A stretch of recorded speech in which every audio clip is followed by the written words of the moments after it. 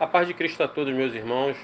Nós vamos ler um texto que está aqui em Efésios 5, no versículo 6, que diz assim: Ninguém vos engane com palavras vãs. Prestem atenção nessa palavra vãs. Porque por essas coisas vem a ira de Deus sobre os filhos da desobediência. Gostaria de enfatizar também a ira de Deus sobre os filhos da desobediência. Bom, meus irmãos, a partir daqui já dá para a gente ter mais ou menos uma base do que vai ser dito, porque prestemos atenção aqui no que está sendo dito. Ninguém vos engane com palavras vãs. Então, ele está chamando aqui a atenção, um alerta para que ninguém vos engane, que ninguém vos engane. É um eu excluso, ele está excluso, né, que está sendo dito aqui.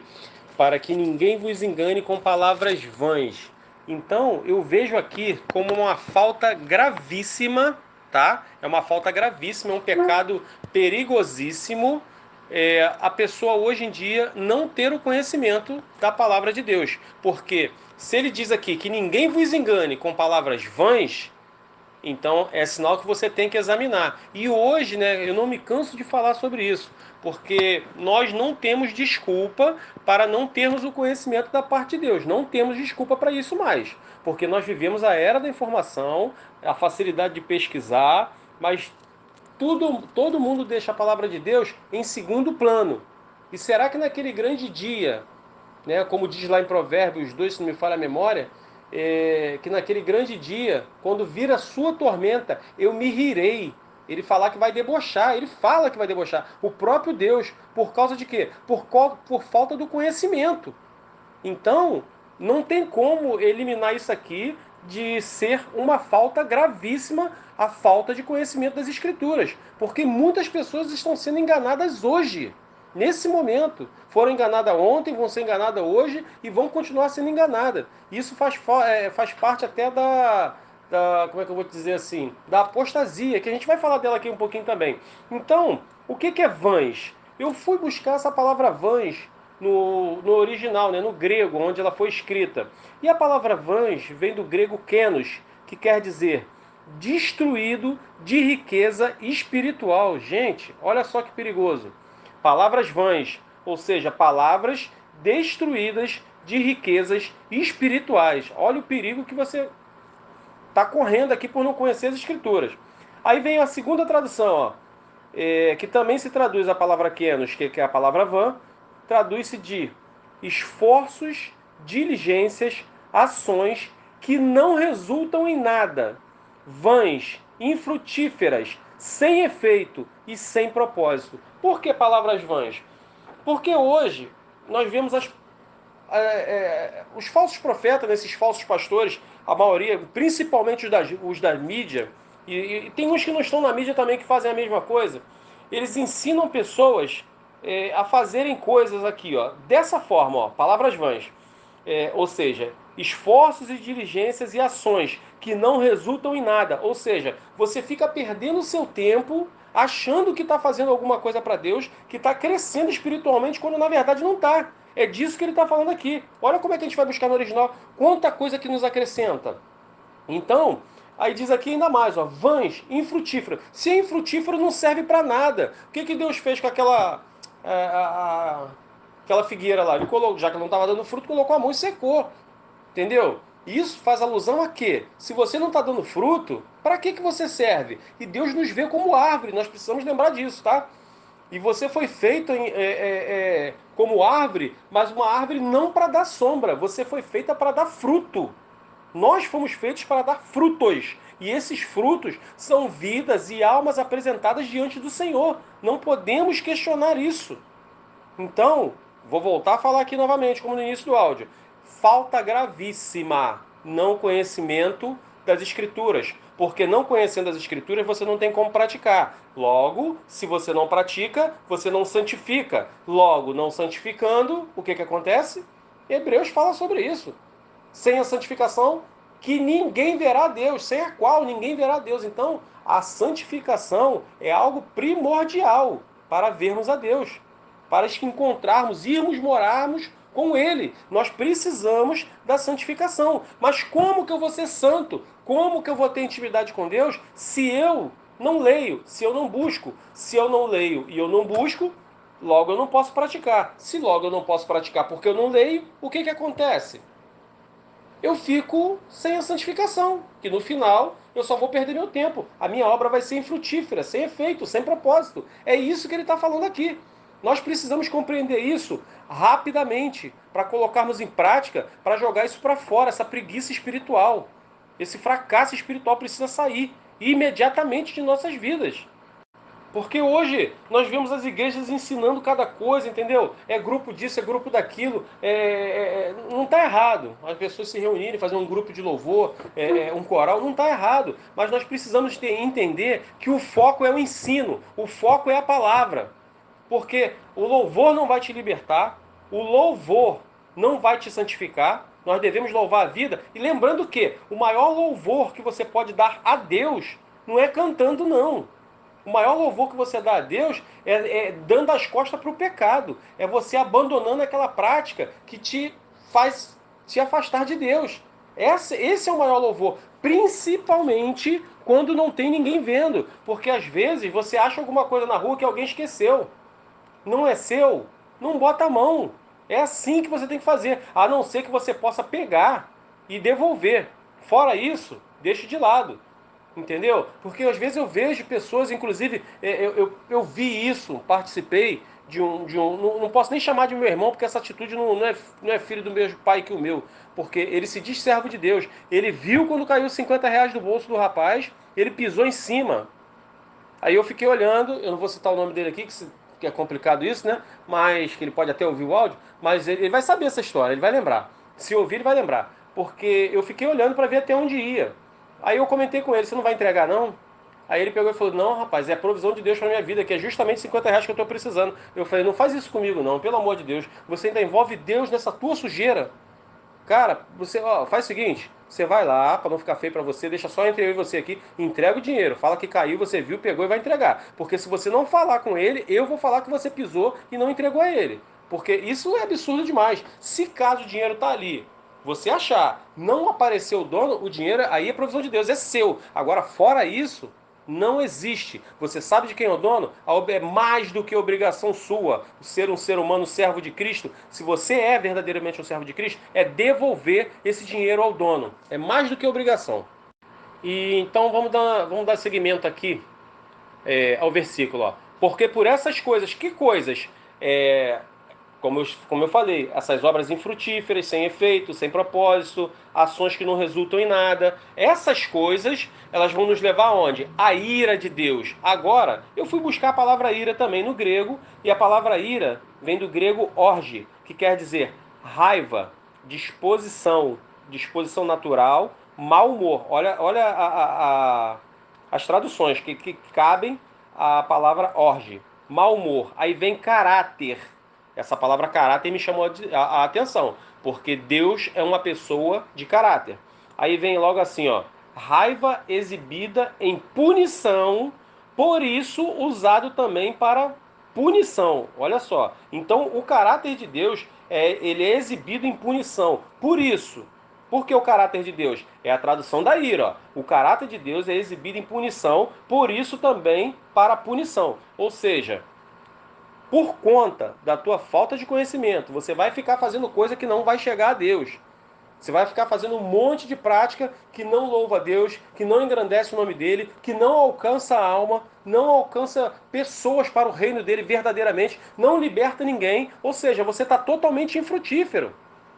E isso vai vir a ira de Deus. E o que ele está dizendo aqui, ó, ninguém vos engane com palavras vãs, ou seja, com obras infrutíferas, que vai gerar a ira de Deus. E o caráter de Deus, ele vai se irar. Ele vai se irar por quê? Sobre os filhos da desobediência. Aonde que entra a sua desobediência? A sua desobediência é que você tem que conhecer as Escrituras. Como diz João 5,39. Examinar as Escrituras porque vós cuidais ter nela a vida eterna, que são elas que de mim testificam. Testificam de quem? De Jesus Cristo. Então, é a palavra que testifica de Jesus Cristo. Aí como que você vai testificar? Como que você vai pregar? Como que você vai dar fruto se você está sem a palavra de Deus? Entendeu?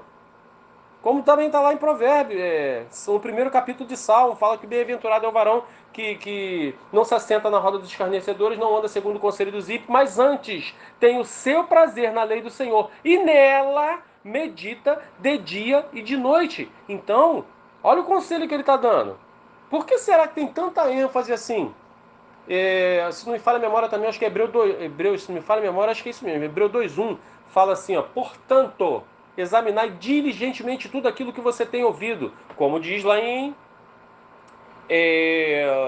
acho que é Atos 17:11, né, que o povo de Bereia, eles eram mais nobres do que o de Tessalônica. Por que mais nobre? Porque eles anotavam essas coisas que ouviam e iam para as escrituras conferir se era mesmo assim.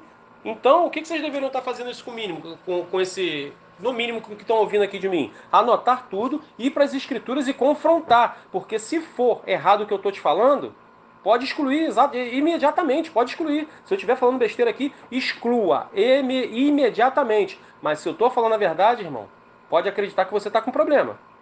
E o problema não é comigo, não, é com Deus. Porque se eu estou falando em nome dele, então nós devemos qualificar tudo assim. Ouviu? Anote, vá pesquisar, vai buscar, vai orar. Não é de Deus? Pode excluir. Veio da parte de Deus? Amém. Porque isso é uma palmada de Deus vindo para você, para te consertar. Por quê? Para que você não se perca. Então nós precisamos compreender. A falta de conhecimento das Escrituras enquadra como desobediência. E claro, eu não ia deixar passar, né? A palavra desobediência, desobediência vem do grego apeiteia, que diz assim, ó, a tradução: obstinação, oposição obstinada à vontade divina. Olha, meu Deus do céu, que perigo! Desobediência. A última parte da tradução diz assim, ó: oposição obstinada, ou seja, oposição já está contra.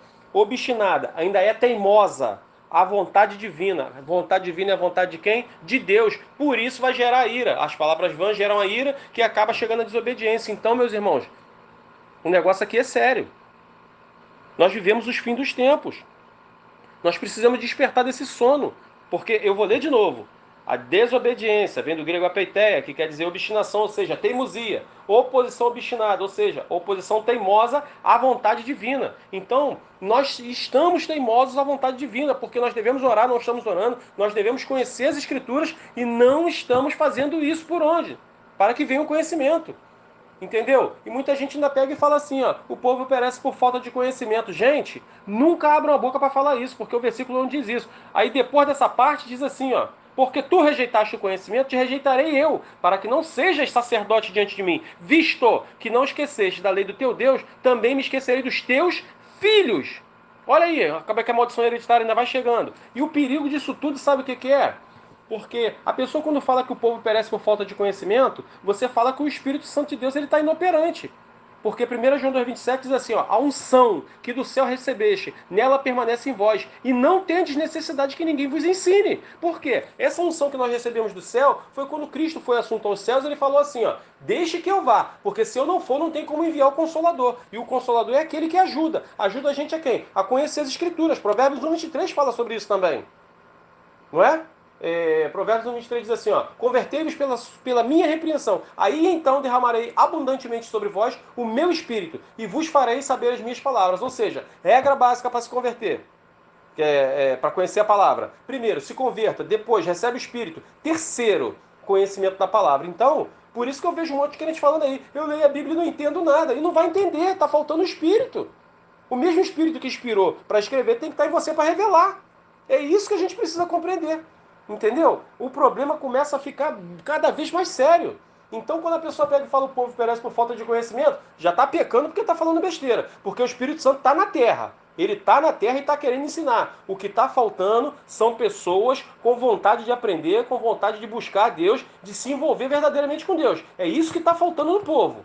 Então, nunca mais abra a boca para falar uma coisa dessa, que o povo perece por falta de conhecimento. Porque o versículo não fala que tem falta, fala que tem rejeição. O povo está rejeitando, o que é totalmente diferente de falta.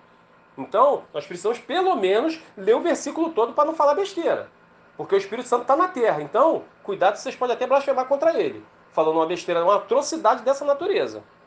Bom, meus irmãos, então vamos dando seguimento aqui, ó. Nós vamos para Mateus 24, no versículo 4, que o próprio Jesus diz assim, ó. E Jesus respondendo, disse-lhes: acautelai-vos que ninguém vos engane. Olha bem, acautelai-vos que ninguém vos engane, porque muitos virão em meu nome, dizendo: eu sou o Cristo, e enganarão a muitos. Tudo bem que aqui ele está falando que é acerca da volta dele, né? Mas também esse texto aqui, ele nos cabe o quê? Acautelai-vos, ou seja, tome cuidado que ninguém vos engane. A mesma coisa que Efésios está falando. A mesma coisa, tome cuidado que ninguém vos engane. E o próprio Jesus, aí eu vou perguntar aqui, contesta-se o que Jesus fala? Hipótese nenhuma. Então ele está falando aqui, ó, tomem cuidado que ninguém vos engane, porque muitos virão em meu nome. Ou seja, tem muitos hoje em nome de Jesus aí, né? Mas está em nome de Jesus para quê? Porque a marca que mais vende não é a Coca-Cola, não é a Nike, não é a Reebok, é o nome de Jesus. Porque qualquer coisa que você adicione o nome de Jesus, a pessoa fica culpada, acha que está ajudando a Deus e compra. Você escreve a camisa no nome de Jesus, o cara vai lá e compra. Bota um adesivo em nome de Jesus, o cara vai lá e compra, porque acha que está fazendo para Deus, quando na verdade não passa de ações que não resultam em nada, vãs e infrutíferas, sem efeito e sem propósito, como diz o grego Kenos. É isso que ele está falando. Entendeu? Então, as pessoas às vezes, por exemplo, vendem uma camisa até para um ímpio com assim, ó, eu tenho peito para andar com Jesus. Aí o cara tá lá na boca de fumo com essa camisa.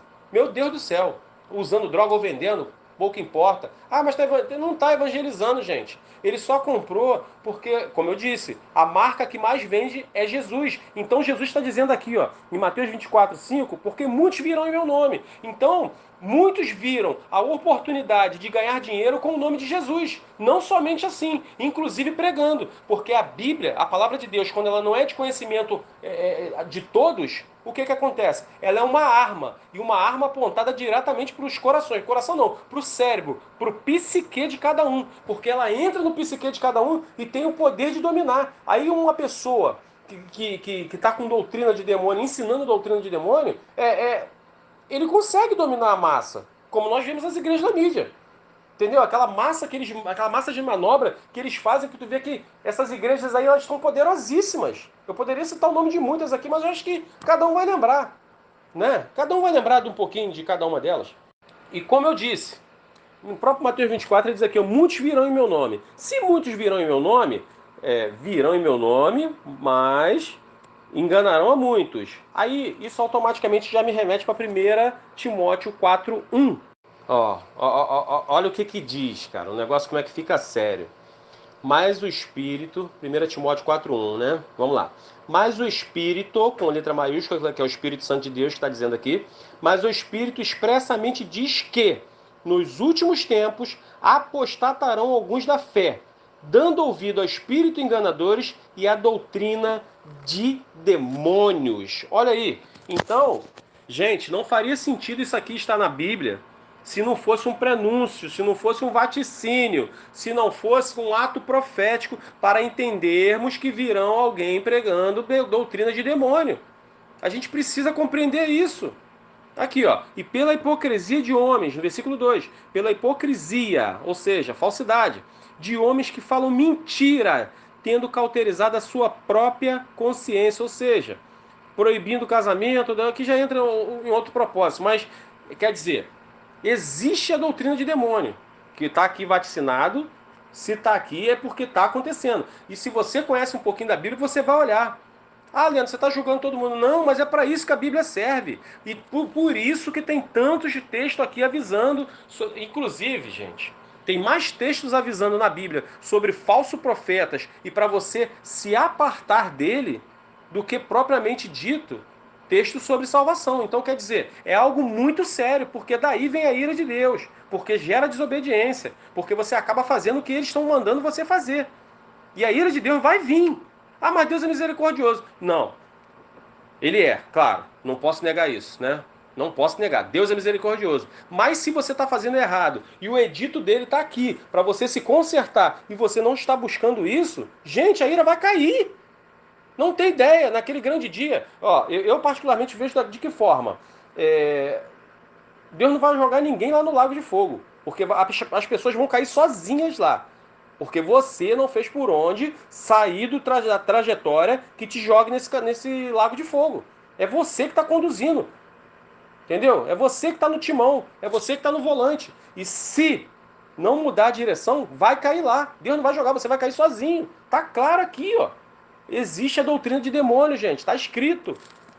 E o que é pior, agora automaticamente jogando pra gente mais uma vez, Colossenses 2,8 diz assim, ó: tende cuidado para que ninguém vos faça presa sua por meio de filosofias, ou seja, palavras bonitas, e vãs, a palavra vãs aí de novo, ó, vãs sutilezas, segundo a tradição dos homens, segundo rudimentos do mundo, e não segundo a Cristo, porque nele habita corporalmente toda a plenitude de divindade. Olha que impressionante, gente. Meu Deus do céu. Segundo a tradição de homens, hoje eu vejo muitas das igrejas passando por cima das escrituras por tradições pura e unicamente humanas, doutrina de demônio. É o que eu vejo. Eu vejo isso em larga escala, muita coisa. Tá aqui, ó, seguindo os rudimentos do mundo. Aí nós olhamos para a igreja hoje. Igreja com luz piscante, de parede preta, toda apagada, parecendo o quê? O baile, boate, quando eu ia era assim. Entendeu? Luz preta, luz piscante, todo mundo pulando, todo mundo sacudindo. Aí quando dá aquelas barradinhas que acaba sendo sensual, entendeu? Já afasta a cadeira para lá, sem falar nas outras coisas. Entendeu? Meu Deus do céu, gente. O negócio é perigoso. Tradição de homens segundo rudimentos do mundo. Aí dentro da igreja aqui esses dias, ó, eu vi a igreja festejando Halloween, entendeu? Só que tava com o nome de Aleluim. Mas o que é celebrado no Halloween? Algo que a Bíblia condena, não é? Então, mas tinha um Aleluim. No meio do ano, essa mesma igreja que eu vi aqui perto, Maranata, pronto, falei o nome, estava fazendo ali a festividade de São João. Gente, São João, festividade de São João numa igreja propriamente dita de Cristo. Quem está sendo cultuado em São João? Ah, mas Leandro, não tem nada a ver. Bom, São João, na época dele, quando é feito, ele pede a oferenda dele, que é aqueles costumes, né? Aquelas comidas típicas, as roupas personalizadas, aquele chapéu estilo caipira, entendeu? Tudo isso é para cultuar São João. Aí o pessoal vai para dentro da igreja evangélica, faz a mesma coisa e acha que está fazendo para Deus. Mas aquele culto é para quem, na verdade? Então, aí, lembrando que as escrituras também falam: eu não divido a minha glória com ninguém. Aí ele vai dividir com São João? Gente, o negócio é sério. Mas ainda não acabou não, tá? Ainda não acabou não. E automaticamente aqui, acho que dá até para encerrar já aqui, ó. Em 1 João 4, no versículo 1, diz assim, ó: amados, não creiais em todo o espírito. Inclusive aqui, espírito está em letra minúscula, tá? Vamos lá de novo. 1 João 4, no versículo 1, diz assim: amados, não creiais em todo espírito, mas provai se os espíritos são de Deus, porque já muitos falsos profetas se têm levantado no mundo. Nisto conhecereis o Espírito de Deus. Ou seja, você vai conhecer o Espírito de Deus, é o alerta que eu estou clamando aqui agora nesse momento. Você vai conhecer o Espírito de Deus através dos falsos profetas, que você vai ver que foi algo que foi vaticinado por ele. Foi profetizado por ele, está aqui nas Escrituras. Então, esse monte de falso profeta é a apostasia que a Bíblia está falando. Muito. O que é apostasia? Voltar atrás, regredir a sua fé inicial. E é isso que eles estão fazendo, porque muitos se venderam. Por exemplo, eu vejo o Malafaia pregando contra tudo aquilo que antigamente ele condenava à luz das escrituras. E hoje ele faz tudinho. O que aconteceu? Será que Deus mudou? Ou ele que se vendeu diante de tanto dinheiro que viu? Então é complicado, porque eu lembro dele com aquele cabelo pretinho, com o maior bigodão, ele marretando esses falsos profetas da mídia aí. Inclusive alguns que ele tá até andando junto hoje. Gente, o negócio é sério. Nós precisamos acordar. Vamos lá. Nisto conhecereis o Espírito de Deus. Todo espírito que confessa Jesus Cristo veio em carne é de Deus. Ou seja, aqui já vai começar o contexto fugir um pouquinho do que nós estamos falando, né? mas é início do falso profeta, né? O contexto é falso profeta. Então nós precisamos compreender, meus irmãos, ninguém pode nos enganar. Lembrando, vou falar mais uma vez aqui para deixar bem gravado em nossa mente. Palavras vãs, grego kenos, destruído de riqueza espiritual. Então as palavras vãs, elas não vêm providas de riquezas espirituais. Quais são as riquezas espirituais? Libertação, santificação e, consequentemente, salvação. É isso. Então, a riqueza espiritual é essa. Aí, segunda, vem a ira de Deus, que quer dizer caráter, né? Também traduz por caráter, raiva exibida em punição, ou seja, o caráter de Deus, ele vai ser punir, porque eu te dei todo esse tempo, quanto tempo tem que Cristo foi assunto aos céus e está prometendo voltar? Ele já está para voltar. E outra coisa, Jesus Cristo não está voltando, ele está prestes a voltar. Quando você fala que está voltando, aí você ainda cria um escárnio, né? Porque parece que furou o pneu, ele pegou o ônibus errado, acabou a gasolina. Então, a gente precisa compreender isso também. Ele está prestes a voltar. Então, o caráter dele aqui, no caso, o caráter dele aqui é de punição.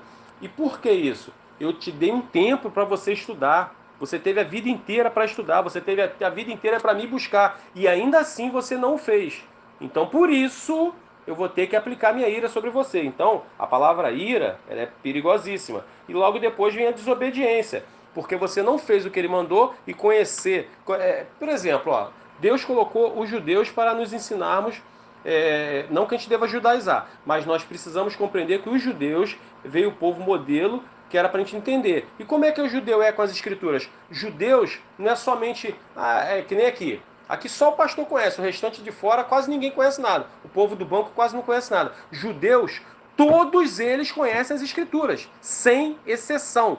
Todos eles. E conhece, não é com celular não, é no coração, é na mente, é gravado. Isso é um grande exemplo que nós deveríamos prestar atenção. Então, voltando para a desobediência. Desobediência, obstinação, oposição, obstinada à vontade divina. Então, para com essa desobediência, essa oposição obstinada da vontade divina, que é que você conheça gradualmente as Escrituras. Deus ele não vai te cobrar pelo aquilo que você não sabe. Entendeu? Como diz lá, ó, em Provérbios 1, pois será como árvores plantadas em beiras de riachos, e o seu fruto sairá na estação certa. Ou seja, a árvore está plantada, você já foi plantado, já pregaram o evangelho. Então agora, a beira do riacho é o quê? As águas representam a palavra. Como representa a palavra, está te regando. Então automaticamente, no tempo certo, você tem que dar o fruto. É disso que ele está falando. A única coisa que tem de sobrenatural nisso aí é que as suas folhas nunca caem. Está lá em Provérbios 1, pode ler. Então nós precisamos compreender uma coisa. Ele não vai te cobrar por aquilo que você não sabe. Mas isso não é motivo de você ficar sem saber.